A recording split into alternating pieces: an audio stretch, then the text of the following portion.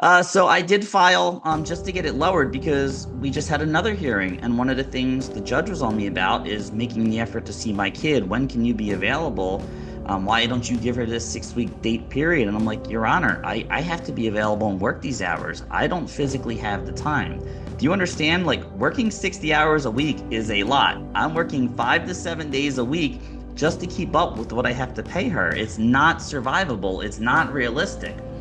There was an interesting hearing. I just posted about it, and they let her attorney try and beat me down and say whatever he wanted, finish his statement, then add on to his statement, and I don't get 30 seconds in before the judge cuts me off.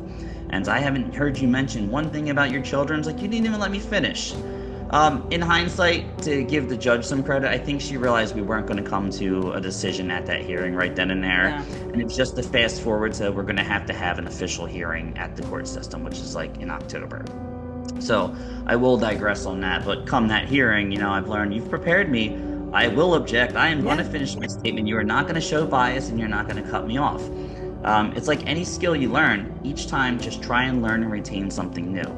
Filing these lawsuits and court papers just gets easier and easier for me. You learn to cite case law, what you need to do as far as filing the prothonotary, like things I never thought I'd have to do, but you have to learn. And hiring an attorney to keep going forward wasn't going to be feasible. Every dollar spent on an attorney is a dollar taken away from my children. So you're currently representing yourself. You're not Currently working with. representing myself. Yeah, I've made more progress representing myself than I did with any of these attorneys. Good for you. They shot down ideas about filing a civil suit. Like, I had the evidence to prove defamation, malicious prosecution, but that's outside their scope of practice. There's no money in that for them to be made. So no, you got to stick to this. Trust me, you don't know how they view you. Blah blah blah. And I finally, like, you're sending me all these bills and you've done nothing. My first attorney, I slowly, well, no, I don't want to say slowly. I firmly, surely believe there was collaboration going on with her attorney.